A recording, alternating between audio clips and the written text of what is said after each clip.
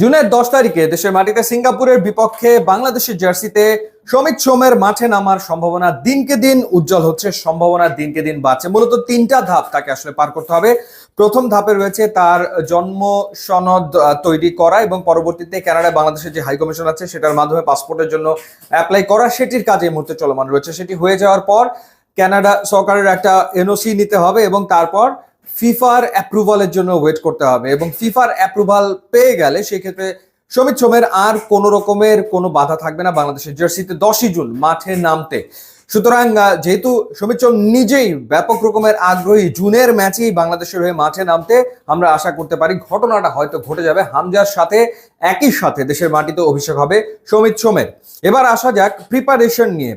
বাফুফে একটা preparation phase আসলে plan করছে সিঙ্গাপুরের বিপক্ষে ম্যাচটার আগে এবং সেখানে একটা প্রস্তুতি ম্যাচ রাখা হচ্ছে, এটা একেবারে কনফার্ম।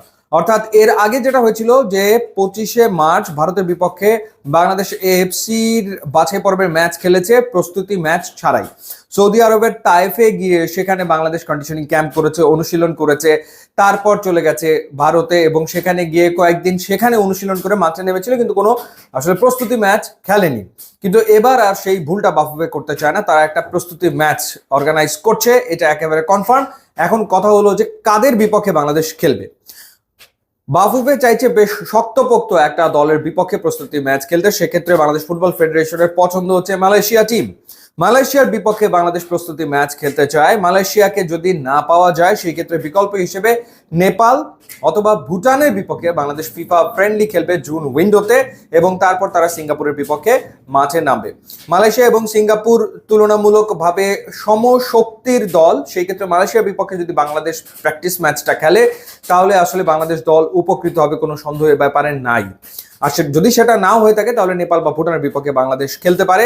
এছাড়া আর কি অপশনস রয়েছে সেই অপশনগুলো খতিয়ে দেখছে বাফুফের সংশ্লিষ্ট কর্মকর্তারা, যে প্রস্তুতি ম্যাচ কার বিপক্ষে খেলা যায় এবং একটাই প্রস্তুতি ম্যাচ খেলবে, কারণ এ ধরনের একটা ম্যাচ আয়োজন করতে অনেক খরচ, প্রায় 1 কোটি টাকার মতো খরচ পড়ে যাবে। সুতরাং একটাই ম্যাচ বাংলাদেশ খেলবে সিঙ্গাপুরের বিপক্ষে মাঠে নামার আগে এবং খেলাটা তো হচ্ছে জাতীয় স্টেডিয়ামে, সেটা সম্পর্কে আপনারা সবাই অবগত আছেন এবং মেয়ের শেষ নাগাদ স্টেডিয়ামটা আসলে বুঝে পেতে চায় বাফুফে। মেয়ের শেষ নাগাদই তারা স্টেডিয়ামটা নিতে চায় এবং তারপর বাংলাদেশ টিম ওখানে আসলে অনুশীলন শুরু করবে।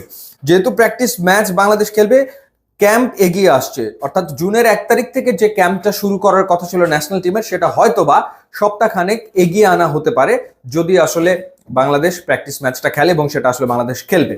সো এই হচ্ছে আপডেট। ইউটিউবে